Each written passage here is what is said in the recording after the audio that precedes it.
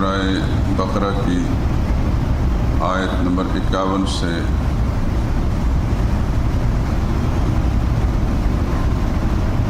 چون تک۔ اعوذ باللہ من الشیطان الرجیم، بسم اللہ الرحمن الرحیم۔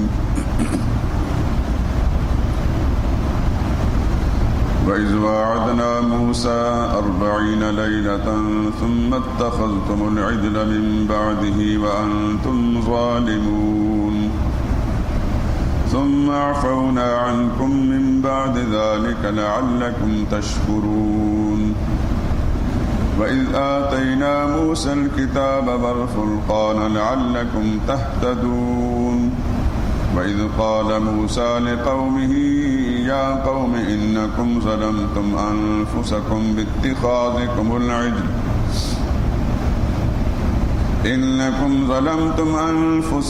بِاتِّخَاذِكُمُ الْعِجْلَ فَتُوبُوا إِلَىٰ بَارِئِكُمْ فَاقْتُلُوا أَنفُسَكُمْ ذَٰلِكُمْ خَيْرٌ لَكُمْ عِندَ بَارِئِكُمْ فَتَابَ عَلَيْكُمْ إِنَّهُ هُوَ التَّوَّابُ الرَّحِيمُ۔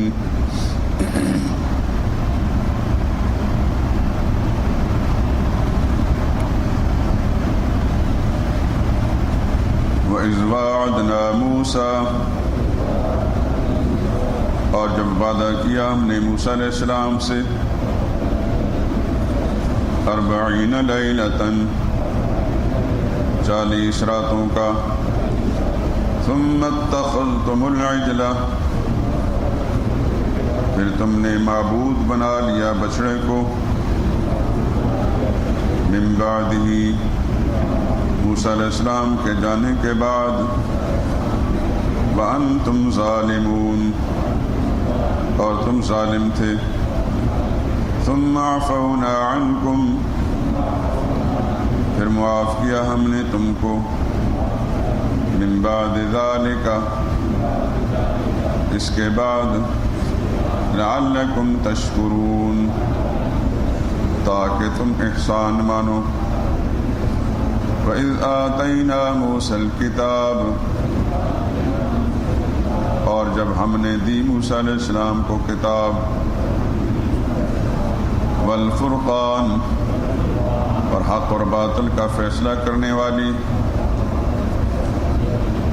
لعلکم تہتدون، تاکہ تم سیدھی راہ پاؤ۔ وَإِذْ قَالَ مُوسَىٰ لِقَوْمِهِ، اور جب فرمایا موسیٰ علیہ السلام نے اپنی قوم سے، یا قوم، اے میری قوم، انکم ظلمتم انفسکم، تم نے اپنا نقصان کیا، باتخاذکم العجل، بچڑے کو معبود بنا کر، فتوبوا الی بارئکم، سو اب توبہ کرو اپنے پیدا کرنے والے کی طرف، فاقتلوا انفسکم، اور قتل کرو اپنی اپنی جان کو، ذالکم خیر لکم، یہ بہتر ہے تمہارے لیے، عند بارئکم، تمہارے خالق کے نزدیک، فتاب علیکم، پھر توبہ قبول کی تمہاری، انہ هو التواب الرحیم، یقیناً وہی معاف کرنے والا نہایت مہربان ہے۔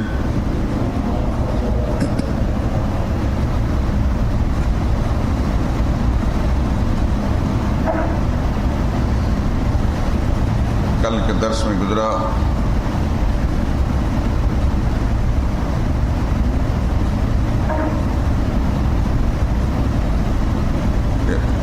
آیت نمبر 47 سے آیت نمبر 62 تک 16 آیات میں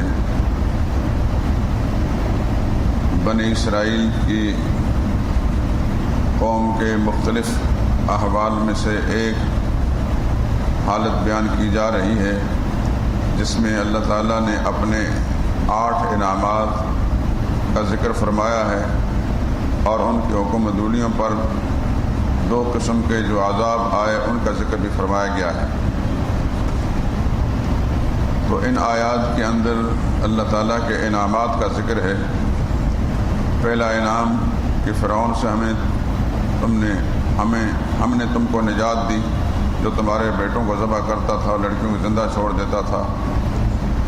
دوسرا انعام کہ تمہارے لیے ہم نے دریا کو پھاڑ دیا، اس کے راستے بنا دیے اور بچا کر تمہیں پار کر دیا، اور تمہارے دشمن فرعون کو اور اس کے قوم کو غرق کر دیا تمہاری آنکھوں کے سامنے۔ اب اس آیت نمبر 51 میں تیسرے انعام کا ذکر ہے۔ وَإِذْ وَعَدْنَا مُوسَىٰ 40 لَيْلَةً، جب وعدہ کیا ہم نے موسیٰ علیہ السلام سے 40 رات کا۔ ثُمَّ اتَّخَذْتُمُ الْعِجْلَ مِن بَعْدِهِ، تم نے ان کے جانے کے بعد بچڑے کو معبود بنا لیا۔ وَأَنْتُمْ ظَالِمُونَ، تم ظالم تھے۔ اس مضمون کو سمجھنے کے لیے سورہ اعراف کی اس کا صفحہ 211 نکالیے۔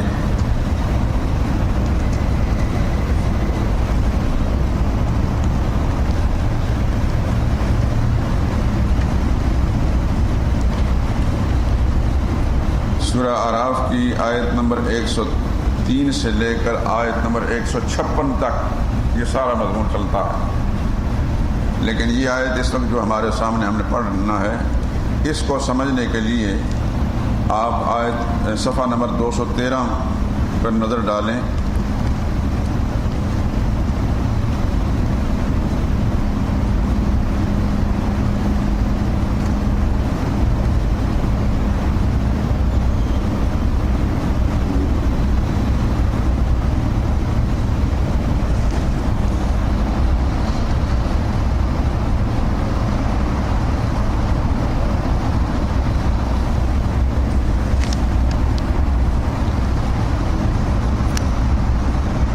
صفحہ 213 نہیں، صفحہ 217۔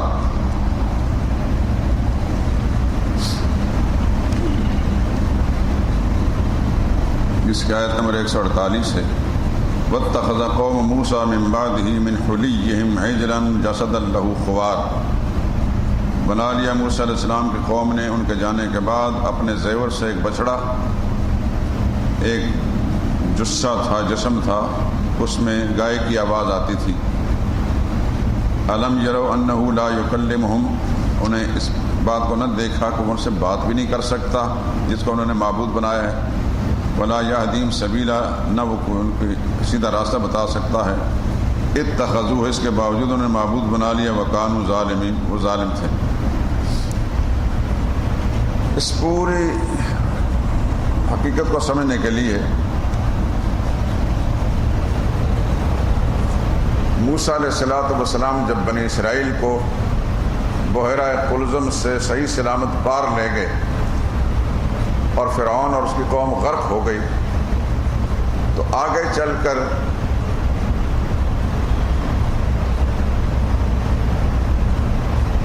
بنی اسرائیل نے موسیٰ علیہ السلام سے مطالبہ کیا کہ ہمیں ہماری رہنمائی کے لیے کوئی دستور، کوئی کتاب، کوئی اللہ کا حکم نامہ ہمیں دیں تاکہ اس کے مطابق ہم زندگی گزاریں۔ قرآن کریم کے اندر یہ بھی آئے گا کہ ایک قوم کو انہوں نے، مشرک قوم کو، غیر اللہ کی پوجا کرتے دیکھا تو ان کے دل میں بھی شوق پیدا ہوا، اجعل لنا الہا کما لہم آلہہ، ہمارے لیے بھی کوئی ایک الہ بنا دے جیسے اس قوم کا الہ ہے۔ موسیٰ علیہ السلام نے فرمایا انکم قوم تجہلون، تم بڑے جاہل لوگ ہو۔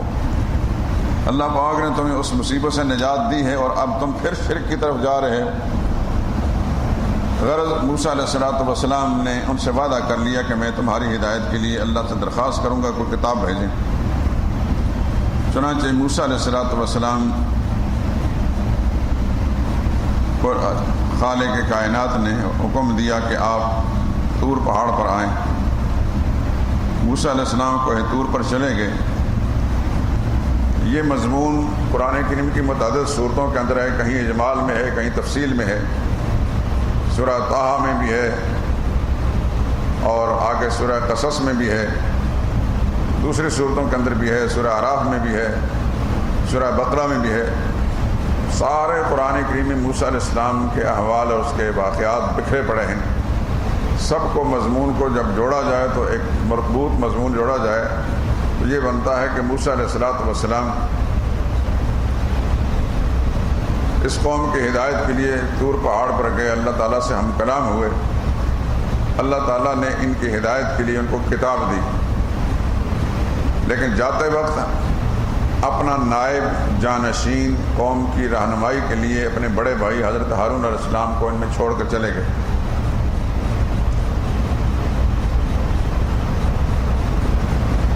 موسیٰ علیہ السلام طور پہاڑ پر چلے گئے، اللہ تعالیٰ نے ان کو حکم دیا تھا کہ 1 مہینہ آپ نے روزے کی حالت میں یہاں رہنا ہے۔ 1 مہینے کی وعدے پر موسیٰ علیہ السلام چلے گئے، وہاں جا کر پھر 10 دن کا اور اضافہ ہو گیا، 30 کی بجائے 40 دن کا اضافہ اللہ کی طرف سے حکم ہوا۔ اس تفصیل میں جانے کی ضرورت نہیں، آگے چل کر ضرورت پڑی تو انشاءاللہ بیان کریں گے کہ 30 سے 40 کیوں ہوئے۔ غرض اتنے عرصے کے اندر موسیٰ علیہ السلام نے وہاں 40 دن کا چلہ گزارا، یہاں جیسے کہ آیا تھا 40 لیلۃ 40 دن کا۔ اس اثناء میں بنی اسرائیل میں ایک بڑا عیار اور چالاک آدمی تھا وہ سنار، سونے کے ڈھالنے کا اور اسے چیزیں بنانے کا کام کرتا تھا، جس کا نام قرآن کریم میں سامری آیا ہے۔ سامری نے بنی اسرائیل کے لوگوں کو کہا کہ تمہارے پاس جو زیورات ہیں عورتوں کے پاس وہ سارے مجھے دو، ایک چیز بنا کر دکھاتا ہوں۔ سامری نے وہ سارے زیور کو لے کر اس سے ایک بچھڑے کی شکل بنائی، گائے کے بچے کی۔ زیور کے بارے میں بھی قرآن کریم سے یہ بات معلوم ہوتی ہے کہ زیور بنی اسرائیل کی عورتوں کا اپنا نہیں تھا، در حقیقت وہ فرعونی قوم سے لیا ہوا تھا عاریتاً۔ پرانے زمانے میں ایسا ہوتا تھا کہ عورتیں جب کسی فنکشن میں تقریب میں جاتی تھیں تو محلے کی عورتوں سے کپڑے بھی مانگ کر لے جاتی تھیں، جوتے بھی اور زیور بھی۔ اب تو لوگوں میں آسودگی آ گئی ہے،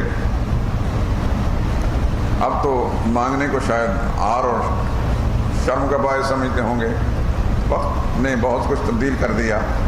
لیکن میں نے بچپن میں اپنے دیکھا کہ ہمارے علاقے کی عورتیں کس طرح مانگ کر لے جایا کرتی تھیں۔ بہت ساری عورتیں جب بچپن کی کچھ چیزیں یاد آ جاتی ہیں، ہماری والدہ رحم اللہ ان کے پاس آتی تھیں، ان سے کچھ کپڑے لے کر چلی جاتی تھیں، ان کے جوتے مانگ کر لے جاتی تھیں کہ ہم نے شادی میں جانا ہے۔ جن گھروں میں کچھ آسودگیاں ہوتی تھیں تو ان سے پھر دوسری عورتیں محلے کی مانگ کر لے جاتی تھیں، یہ دستور تھا مانگ کر لے جانے کا۔ قرآن کریم کو جب ہم نے پڑھا تو پھر ہمیں وہ صاف منظر یاد آ گیا کہ وہ پرانا دستور تھا۔ تو بنی اسرائیل کو جب موسیٰ علیہ السلام نے فرعون کے مظالم سے نجات دلانے کے لیے ان کے ساتھ پروگرام بنایا کہ یہاں سے نکلو، ہجرت کرتے ہیں، تو بنی اسرائیلیوں نے فرعونیوں سے یہ کہا، یہ کون غلام قوم تھی کہ ہم اپنے ایک فنکشن میں ایک میلے میں جاتے ہیں تو اس تقریب میں جانے کے لیے ہمیں کچھ دن لگ جائیں گے۔ عورتوں نے عورتوں سے رابطہ کیا، ان سے زیورات لے لیے۔ آگے چل کر جس وقت بحیرہ قلزم پار کرنے لگے تو بنی اسرائیل کی قوم تو موسیٰ علیہ السلام کے عصا مارنے سے راستہ بن جانے پر صحیح سالم پار گزر گئی۔ پیچھے سے فرعون آیا، گھوڑوں پر سوار تھا، اس کا بڑا لشکر تھا۔ بعض مفسرین نے، مجھے بات پوری طرح سمجھ میں آتی نہیں، لیکن 12 لاکھ کا لشکر لے کر آیا۔ اب 12 لاکھ کا لشکر کتنی بڑی قوت کا مقابلہ کرنے کی بات ہے، پتہ نہیں کیسی بات کہی ہے، لیکن تفسیری کتابوں میں یہ بات لکھی ہوئی ہے۔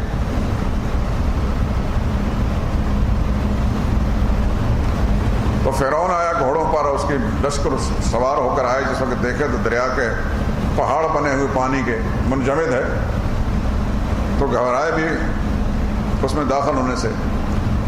تو اللہ تعالیٰ نے چونکہ تکوینی فیصلہ کر دیا تھا کہ فرعون کو آج غرق کرنا ہے، تو اللہ تعالیٰ نے جبریل امین کو ایک انسانی شکل کے اندر گھوڑے پر سوار کر کے بھیجا، جبریل امین جس گھوڑے پر سوار تھا وہ مادہ تھی، گھوڑی تھی، فرعون گھوڑے پر سوار تھا.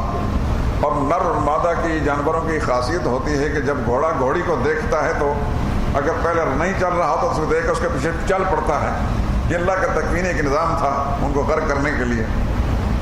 لیکن معاملہ ایسا تھا کہ جبریل امین جس گھوڑے پر سوار تھے وہ جو سارا موجزانہ اللہ کی قدرت کا معاملہ تھا، تو ان کا گھوڑا جہاں قدم رکھتا تھا وہاں زمین کیوں قدم اٹھاتا زمین میں سبزہ پیدا ہو جاتا، فوری طور پر سبزہ پیدا ہو جاتا.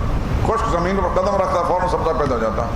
سامری بڑا چالاک عیار قسم کا آدمی تھا، ہمارے شیخ الاسلام کی طرح، جو کینیڈا سے برآمد ہوئے ہیں.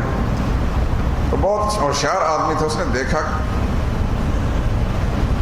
یہ اس مٹی میں بڑی تاثیر ہے کوئی. اس نے وہاں سے قبضہ من اثر رسول، آگے سورہ طٰہٰ میں آتا ہے کہ اس اللہ کے بھیجے ہوئے فرشتے کے گھوڑے کے قدموں سے اس نے ایک مٹی کی مٹھی اٹھا لی، اپنے پاس محفوظ کر لی. اب جب وہ بنی اسرائیل کی عورتوں سے جو فرعونیوں کا اصل میں زیور تھا سونا چاندی وہ اکٹھا کر کے اس نے بچڑا بنایا اور اس بچڑے کے اندر یہ مٹی ڈالی، اس کے اندر کوئی جگہ رکھی ہوں گی تو اس میں گائے کی آواز پیدا ہونے لگی. فاخرج لهم عجلا جسدا له خوار، جیسا کہ یہاں آتا ہے ان کے لیے ایک بچڑا بنایا، اس کا ایک دھڑ تھا، لہو خوار، جس میں آواز آتی تھی.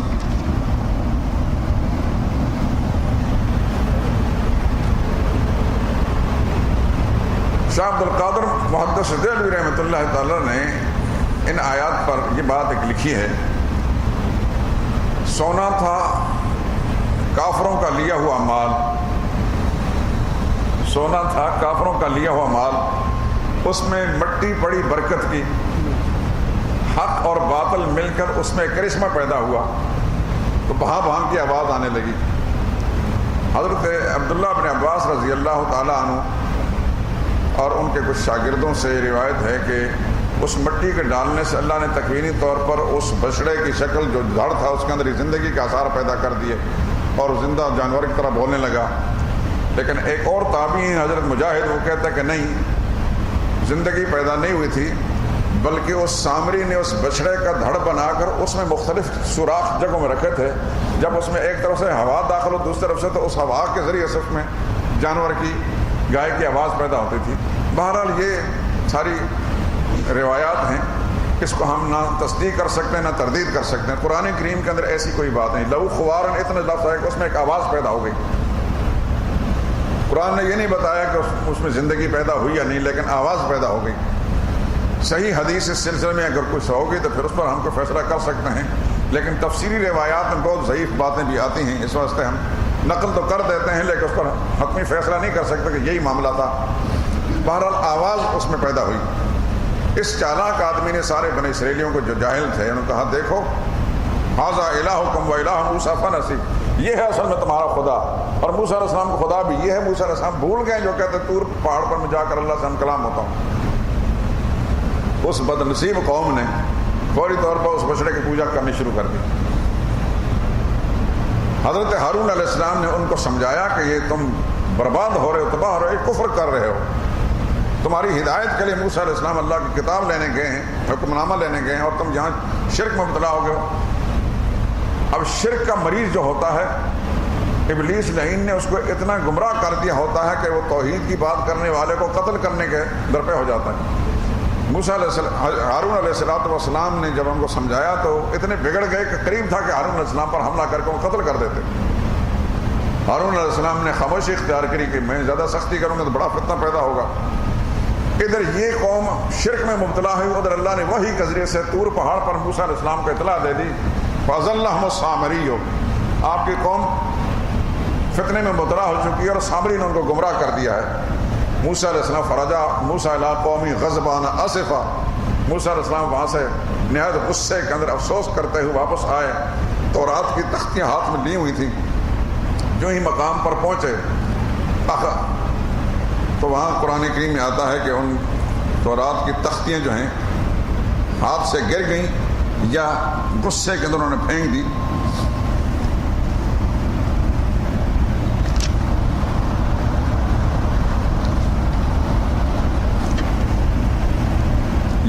اس آتا ہے نا اسی صفحے میں اگر دیکھیں صفحہ 217 میں، ولما رجع موسیٰ الی قوم غضبان آصفا، جب لوٹ آئے موسیٰ علیہ السلام غضبان، غصے میں بھرے ہوئے، افسوس کرتے ہوئے، قال بئس ما خلفتمونی، اپنے بھائی کو ڈانٹنے لگے ہارون علیہ السلام کو، حالانکہ وہ بڑے تھے ان سے، وہ بھی نبی تھے، لیکن صاحب شریعت یہ موسیٰ علیہ السلام تھے۔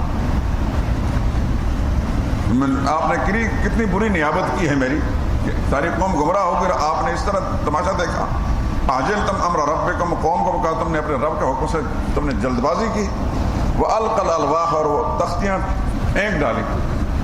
بعض مفسرین کہتے ہیں کہ پھینکی نہیں، بلکہ موسیٰ علیہ السلام غصے میں اتنے آئے کہ ان کے ہاتھوں کی گرفت ڈھیلی ہو گئی، تختیاں گر پڑی۔ وَأَخَذَ بِرَأْسِ أَخِيهِ، اور اپنے بھائی کے سر کے بالوں سے پکڑ لیا، يَجُرُّهُ إِلَيْهِ، اپنے طرف کھینچنے لگے، مطلب غصے میں آ کر کہ یہ آپ نے کیا کیا، میں نے تو آپ کو اس لیے چھوڑا تھا کہ اس قوم کی رہنمائی کرنا، یہ گمراہ میں مبتلا نہ ہو، اور آپ کا دیکھتے ہی یہ کفر میں مبتلا ہو گئے۔ قال ابن امہ، ہارون علیہ السلام فرمایا اے میری ماں کے بیٹے، ان القوم استضعفونی، اس بدنصیب قوم نے مجھے کمزور کر دیا، کمزور سمجھا، وقادوا یقتلون، قریب تھا کہ یہ مجھے مار ڈالتے، فلا تسمیت بی الاعداء، اس طرح میرے ساتھ یہ بدسلوکی کر کے دشمنوں کو مت ہنسائیں اور مجھے ظالموں کے ساتھ نہ ملائیں۔ موسیٰ علیہ السلام کا غصہ ذرا کم ہوا، کیونکہ جب ماں کا ذکر کیا نا، یبن قال ابن امہ، اے میری ماں کے بیٹے، ماں شفقت کا مرکز ہوتی ہے، تو ماں کا ذکر کرنے سے نا ہارون علیہ السلام نے ماں کا ذکر کیا تو موسیٰ علیہ السلام کا غصہ کم ہو گیا۔ موسیٰ علیہ السلام نے دعا مانگی، رب اغفر لی، یا اللہ مجھے بھی معاف کر، میرے بھائی کو معاف کر، اور ہمیں اپنی رحمت میں شامل فرما، تو ارحم الراحمین۔ خیر بہت آگے لمباتی ہیں۔ تو موسیٰ علیہ السلام واپس آئے اور سامری بدبخت سے کہا یہ تم نے کیا کیا؟ اس نے اپنے جو بھی چالاکی اور چال بازی تھی کی، موسیٰ علیہ السلام نے اس کو فرمایا کہ تم پر خدا کا غضب آنے والا ہے، اور تیری حالت ایسی ہونے والی ہے کہ ان تقول اللہ میں ساس، کہ تجھے ایسی کوڑ کی بیماری پیدا ہو جائے گی کہ تیرے قریب کوئی آ گیا تو کہ مجھے مت چھو، اتنی تکلیف ہوگی۔ اور پھر موسیٰ علیہ السلام نے ان کو اس معبود کو، اس بچڑے کو آگ کے اندر ڈال کر جلا ڈالا، تباہ برباد کر دیا، اور موسیٰ علیہ السلام پھر اس قوم کو تورات دی، اس پر عمل کرنے لگے۔ باقی تفصیلی باتیں انشاءاللہ پھر آئیں گی، میں صرف ربط کو جوڑنے کے لیے وَإِذْ وَعَدْنَا مُوسَىٰ، یاد کرو اس وقت کو، یہ اللہ تعالیٰ کے انعامات میں سے یہ تیسرا انعام ہے۔ وعدہ کیا تھا ہم نے موسیٰ علیہ السلام سے 40 رات کا، ثُمَّ اتَّخَذْتُمُ الْعِجْلَ، تم نے بنا لیا ان کے بعد بچڑے کو معبود، وَأَنْتُمْ ظَالِمُونَ، تم ظالم لوگ تھے، ثُمَّ عَفَوْنَا عَنْکُمْ، پھر ہم نے تم کو معاف بھی کیا، اس معافی کا تذکرہ اگلی آیت میں آ رہا، پھر ہم نے تم کو معاف کر دیا، من بعد ذالک، اس کے بعد بھی، لعلکم تشکرون، تاکہ تم اللہ کا احسان مانو۔ یہ چوتھا انعام ہے، وَإِذْ آتَيْنَا مُوسَىٰ الْكِتَابَ، اور یاد کرو اس بات کو، موسیٰ علیہ السلام نے کتاب دی تھی، والفرقان، حق اور باطل میں فیصلہ کرنے والی، تاکہ تم سیدھی راہ پاؤ، تمہاری ہدایت کا سامان دیا تھا۔ وَإِذْ قَالَ مُوسَىٰ لِقَوْمِهِ، یہ پانچواں انعام ہے، یاد کرو اس بات کو، موسیٰ علیہ السلام نے اپنی قوم سے کہا، یا قوم انکم ظلمتم انفسکم باتخاذکم العجل، اے میری قوم تم نے ظلم کیا اپنے اوپر بچڑے کو معبود بنا کر، اب توبہ کرو اپنے خالق کے سامنے، توبوا الی بارئکم، اپنے پیدا کرنے والے کے سامنے توبہ کرو، اور توبہ کی شکل کیا ہے؟ فاقتلوا انفسکم، مار ڈالو اپنے آپ کو۔ ان کی توبہ کی قبولیت کی یہ علامت ہے کہ جس نے بھی بچڑے کی پوجا کی ہے اس کو قتل کیا جائے، قتل کریں وہ لوگ جنہوں نے بچڑے کو ابھی معبود نہیں بنایا، وہ قاتل بنے، اور جنہوں نے بچڑے کی پوجا کی ہے اس کو قتل کیا جائے۔ اس کی توبہ تبھی قبول ہوگی کہ جب ان کی بنی اسرائیل کے اندر بھی مرتد کے قتل کا قانون تھا۔ قرآن کریم کی آیت سے معلوم ہوتا ہے کہ بچڑے کی پوجا کر کے وہ شرک میں مبتلا ہوئے، کافر ہو گئے، مرتد ہو گئے، اور مرتد کے قتل کرنے کا قانون صرف اس شریعت کے اندر نہیں، پہلی شریعت میں تھا، قرآن کریم کی آیت سے معلوم ہوتا ہے۔ آج مغرب کے جتنے بھی ملحد ہیں اور ان کے جو شاگرد ہمارے ملک کے اندر رہتے ہیں، اسلام بیزار قسم کے لوگ قتل مرتد کی سزا پر بہت خرافات بکواسات کرتے ہیں، لیکن یاد رکھیں رسول اللہ کا فرمان ہے، من بدل دینہ فاقتلوہ، جو مرتد ہو جائے، جس نے اپنا دین بدل ڈالا اس کو مار ڈالو۔ اور یہ کوئی نئی بات نہیں، اس سے پہلی شریعت کے اندر موجود ہے، قرآن کی آیت سے معلوم ہوتا ہے۔ چنانچہ موسیٰ علیہ السلام نے فرمایا کہ جس نے بچڑے کی پوجا نہیں کی وہ قتل کرے اس کو جس نے پوجا کی ہے، فاقتلوا انفسکم،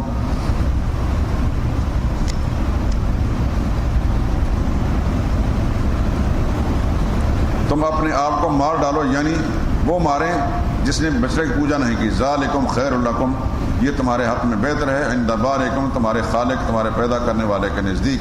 فتاب علیکم، جب تم نے ایسا کیا تو پھر اللہ نے تمہاری توبہ قبول فرمائی. اس امت کے اندر اللہ پاک نے جو بے پناہ انعامات رکھے ہیں تمام امتوں سے بڑھ کر، کہ ایک آدمی خدا نخواستہ مرتد بھی ہو جاتا ہے، اسلامی حکومت اگر اس کو گرفت میں لے لیتی ہے تو پھر تو اس کی سزا یہ ہے کہ اس کو قتل کر دیا جائے. لیکن اسلامی حکومت کی گرفت میں آنے سے پہلے اگر وہ تائب ہو جاتا ہے، اللہ سے معافی مانگتا ہے، تو مسلمان ہے، پھر اس کو ختم نہیں کیا جائے گا. یہ اللہ تعالیٰ کے وہ بے شمار انعامات جو اس امت کو ملے ہیں، دوسری امتوں سے امتیاز نصیب فرمایا. ان میں سے ایک بات یہ بھی ہے، جس طرح پہلے زمانے کی امتوں کی عبادت خانے کے اندر ہو سکتی تھی، عبادت خانہ کتنا دور بھی ہے وہاں پہنچنا لازمی ہوتا تھا. اس امت کے لیے اللہ نے یہ سہولت رکھی کہ روئے زمین کو اللہ تعالیٰ نے سجدہ گاہ بنا لیا. زمین کے کسی ٹکڑے پر کھڑے ہو کر بھی تم قبلہ روح ہو کر اللہ کے سامنے سجدہ کرو گے، تمہاری عبادت قبول ہو جائے گی. یہ آسانیاں پیدا کی ہیں اللہ پاک نے. اس زمانے میں ایسا بھی ہوتا تھا کہ کسی آدمی سے کوئی جرم سرزد ہو گیا، اس کے دروازے پر لکھا جاتا تھا، ساری دنیا کو پتہ چل جاتا تھا اس نے یہ گناہ کیا ہے. اور ہم لوگ لاکھوں گناہ بھی کریں، رب العالمین نے ہمارے اوپر پردہ فرمائی، ہمارے دروازوں پر نہیں لکھا جاتا. بے پناہ انعامات ہیں. اسی 27 میں آیت نمبر 157 سورہ اعراف کی آگے آئے گی انشاءاللہ. جو مضمون بتا رہا ہوں سورہ اعراف کی آیت نمبر 157 کے اندر اس کا تذکرہ ہے کہ اللہ تعالیٰ نے اس قوم کے لیے، امت مسلمہ کے لیے کتنی آسانیاں پیدا فرمائی ہیں.